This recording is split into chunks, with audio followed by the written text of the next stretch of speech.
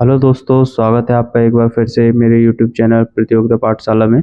आज हम इस वीडियो में डिस्कस करेंगे अपने राज्य सेवा जो परीक्षा होती है उसके प्रारंभिक परीक्षा के सिलेबस के बारे में, जिससे आपको थोड़ा सा एक डिटेल मिल सके कि प्राथमिक जो प्रारंभिक पेपर है उसमें क्या क्या पूछा जाता है और क्या क्या आएगा। तो इसमें आप सबसे पहले आप देख रहे हैं मध्य प्रदेश का इतिहास, संस्कृति एवं साहित्य। इसके अंदर भी बहुत सारे सब टॉपिक्स हैं, है ना। जैसे कि मध्य प्रदेश के इतिहास की महत्वपूर्ण घटनाएं एवं और प्रमुख राजवंश, स्वतंत्रता आंदोलन में मध्य प्रदेश का योगदान, मध्य प्रदेश की प्रमुख कलाएं एवं स्थापत्य कला, मध्य प्रदेश की प्रमुख जनजाति एवं बोलियां और प्रदेश के प्रमुख त्योहार, लोकगीत, लोक कलाएं एवं लोक साहित्य। मध्य प्रदेश के प्रमुख साहित्यकार एवं उनकी कृतियाँ और मध्य प्रदेश की प्रमुख धार्मिक एवं पर्यटक स्थल और मध्य प्रदेश के प्रमुख जनजातीय व्यक्तित्व। ये इतनी चीज़ जो है वो मध्य प्रदेश के इतिहास का हिस्सा है ना। इसमें भारत का इतिहास, अब इसमें आपको ये दो चीज़ दी हुई है, भारत का और मध्य प्रदेश। इसमें आपको ये चीज़ याद रखने वाली बात है, इसमें विश्व का इतिहास नहीं है, तो आपको व्यर्थ में विश्व का इतिहास पढ़ने की ज़रूरत नहीं है। प्रीलिम्स में जो आपको मध्य प्रदेश का इतिहास, भारत का इतिहास ही बस पूछने वाले हैं, इससे अलग से और कुछ नहीं पूछने वाले। तो आप लोग कोशिश करिए कि सिलेबस के अकॉर्डिंग ही पढ़ाई करें, जिससे मार्क्स अच्छे आ सके। भारत के इतिहास में प्राचीन एवं मध्यकालीन भारत के इतिहास की प्रमुख विशेषताएं, घटनाएं एवं उनकी प्रशासनिक, सामाजिक और आर्थिक व्यवस्था। और दूसरा है 19वीं और 20वीं शताब्दी में सामाजिक एवं धार्मिक सुधार आंदोलन। और तीसरा है स्वतंत्रता संघर्ष एवं भारतीय राष्ट्रीय आंदोलन। और चौथा है स्वतंत्रता के पश्चात भारत का एकीकरण एवं पुनर्गठन। ये टॉपिक्स आपके आएंगे भारत के इतिहास में। और तीसरे में आप देख रहे हैं मध्य प्रदेश का भूगोल। इसमें मध्य प्रदेश के वनोपज और वन्य जीव, नदियाँ, पर्वत एवं पर्वत श्रृंखलाएं के बारे में अपन को पढ़ना पड़ेगा। मध्य प्रदेश की जलवायु, मध्य प्रदेश की प्राकृतिक एवं खनिज संस्थान और मध्य प्रदेश के परिवहन भी इसी के अंदर, भूगोल के अंदर आ रहा है। और ये अपन को पढ़ना पड़ेगा, इसी के रिलेटेड क्वेश्चन पूछे जाएंगे। मध्य प्रदेश की प्रमुख सिंचाई एवं विद्युत परियोजनाएं, क्या क्या मध्य प्रदेश में परियोजनाएं चल रही हैं उसके बारे में पूछा जाएगा। मध्य प्रदेश में कृषि, पशुपालन एवं कृषि आधारित उद्योग कौन कौन से हैं वो पूछा जाएगा। अब फोर्थ पॉइंट है भारत एवं विश्व का भूगोल। इसमें विश्व का और भारत का भूगोल पूछा जाएगा, है ना। जैसे कि भौगोलिक, अपने भौतिक भूगोल अपना क्या क्या है, प्राकृतिक प्रदेश और विशेषताएं क्या हैं, और प्राकृतिक संसाधन में क्या है, जैसे कि वन, खनिज संपदा और जल, कृषि, वन्य जीव और राष्ट्रीय उद्यान, अभ्यारण्य, सफारी क्या क्या है वो पूछा जाएगा। सामाजिक भूगोल में जनसंख्या संबंधी है ना, और लिंग अनुपात, साक्षरता का अनुपात कितना है ये पूछा जाएगा। आर्थिक भूगोल में प्राकृतिक एवं मानवीय संसाधन क्या है, संसाधन, मानवीय संसाधन, और विश्व के महाद्वीप, देश, महासागर, नदियां, पर्वत, ये आपको ये पढ़ाई करना पड़ेगा विश्व का, है ना।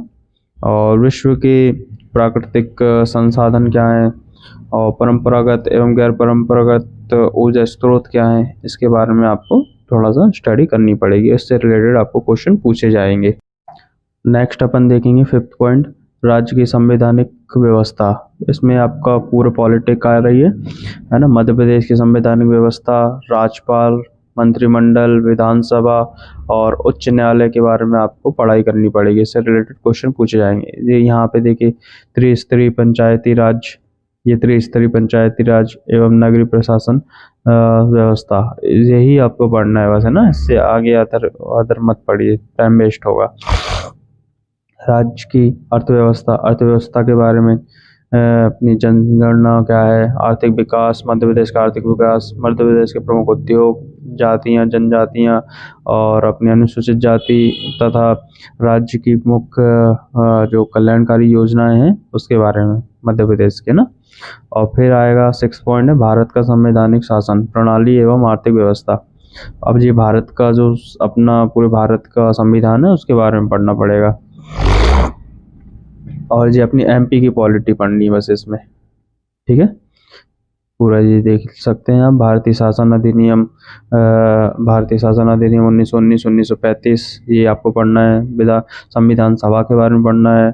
संघीय कार्यपालिका, राष्ट्रपति और संसद के बारे में पढ़ना है अपन को। नागरिकों के मौलिक अधिकार एवं कर्तव्य क्या है। राज्य की नीति निर्देशक क्या सिद्धांत क्या है। संवैधानिक संशोधन, कौन कौन से संवैधानिक संशोधन हुए उसके बारे में पढ़ाई करनी है। सर्वोच्च न्यायालय के बारे में पढ़ना है। न्यायिक व्यवस्था के बारे में, सर्वोच्च न्यायालय मतलब सुप्रीम कोर्ट के बारे में पढ़ाई करनी है ना। भारतीय अर्थव्यवस्था क्या है। औद्योगिक विकास एवं विदेशी व्यापार क्या है। आयात निर्यात कैसे होता है, ये आपको उसके बारे में पढ़ाई करना पड़ेगा। वित्त संस्थाएं क्या कौन कौन सी, जैसे रिजर्व बैंक और राष्ट्रीयकृत बैंक कौन कौन से हैं, है ना। SEBI और NSE, गैर बैंकिंग वित्तीय संस्थान कौन कौन सी, इसके बारे में आपको पढ़ाई करनी पड़ेगी। यहाँ जो आप देख रहे हैं ये थोड़ा थोड़ा हर बुक से पढ़ाई की, इसलिए ये पेज नंबर लिखे हुए हैं, है ना। 7 पॉइंट पे जैसे इनने अलग से मेंशन किया हुआ है विज्ञान एवं पर्यावरण। विज्ञान पर्यावरण में अपन को क्या क्या पढ़ना है ये भी आप देख सकते हैं। विज्ञान के मौलिक सिद्धांत, भारत के प्रमुख वैज्ञानिक संस्थान एवं उनकी उपलब्धियां, उपग्रह एवं अंतरिक्ष प्रौद्योगिकी, ये आपको ये भारत के बारे में ये पढ़ना पड़ेगा, क्योंकि मध्य प्रदेश का कुछ तो ऐसा है तो नहीं है, जो भी होता है पूरा भारत का ही होता है ना। और अपने पर्यावरण, जैव विविधता, पारिस्थितिक तंत्र जो होता है वो पढ़ना है। पोषण आहार एवं पोषक तत्व, मानव शरीर संरचना, जी बायो का आ गया जी थोड़ा सा ना, बायो का है जी। और कृषि उत्पादक तकनीक क्या है ना। खाद्य अपने जी वाला पढ़ना। स्वास्थ्य नीति, ये थोड़ा सा ये आपको कवर करना पड़ेगा।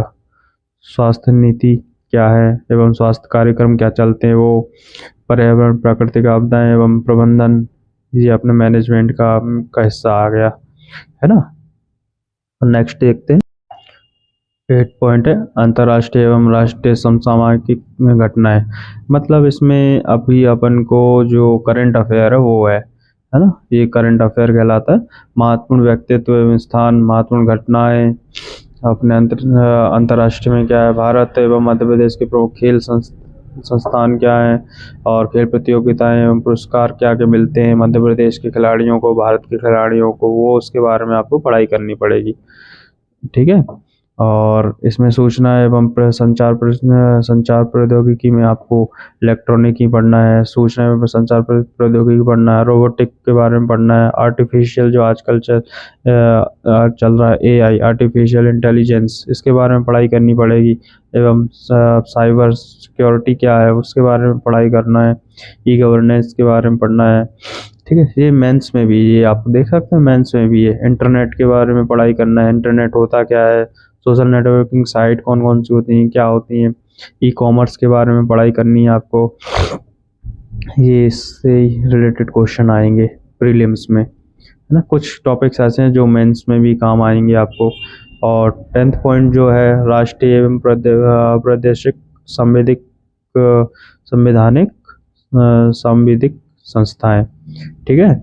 ये आपको इसके निर्वाचन आयोग, जो आयोग हैं उसके बारे में पढ़ाई करनी पड़ेगी। भारत के निर्वाचन आयोग, राज्य के निर्वाचन आयोग, और संघ लोक सेवा आयोग, मध्य प्रदेश लोक सेवा आयोग, और नियंत्रण एवं महालेखा परीक्षण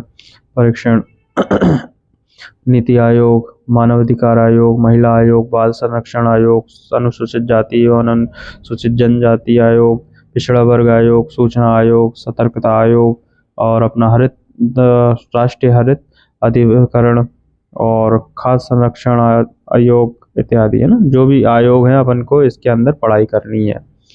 जैसे कुछ मैंने इम्पोर्टेंट्स आयोग के अपनी डेट लिखी। ये आयोग की, जैसे भारत निर्वाचन आयोग कब बना था, 1950 में, 25 फरवरी 1950। और ये कब बना था राज्य निर्वाचन आयोग, ये नॉर्मल क्वेश्चन ऑब्लिक में ऑब्जेक्शन माने जो क्या है और ऑप्शंस वाले क्वेश्चन रहते हैं ना, ठीक है। जैसे राज्य निर्वाचन आयोग का होना 1 फरवरी 1994। ऑब्जेक्टिव टाइप के क्वेश्चंस रहते हैं, आपको गोले भरने पड़ते हैं उसमें OMR सीट में। और जे का भैया संघ लोक सेवा आयोग का बना 1 अक्टूबर 1926। ठीक है, जो संघ यानी गठित हुए थे ये आयोग, है ना जी। आपको ये 1 जनवरी सन 2015 नीति आयोग है कि नहीं। पहले कुछ और दूसरा नाम था, आप कमेंट्स करके बताइए नीति आयोग का पहले नाम क्या था। ठीक है, ये जो इम्पोर्टेंट आयोग हैं ये आपको याद रखने चाहिए। ठीक जी, कुछ और इम्पोर्टेंट है वो तो ऐसा मैंने लिख दिया था। तो आई होप आपको ये समझ में आया होगा और सिलेबस आपको थोड़ा सा समझ में आ गया होगा कि कैसे आपको पढ़ाई करना है। तो आपसे बस यही बच्चों को सबसे यही ध्यान रखना चाहिए कि सिलेबस के अकॉर्डिंग पढ़ाई करें। Thank you.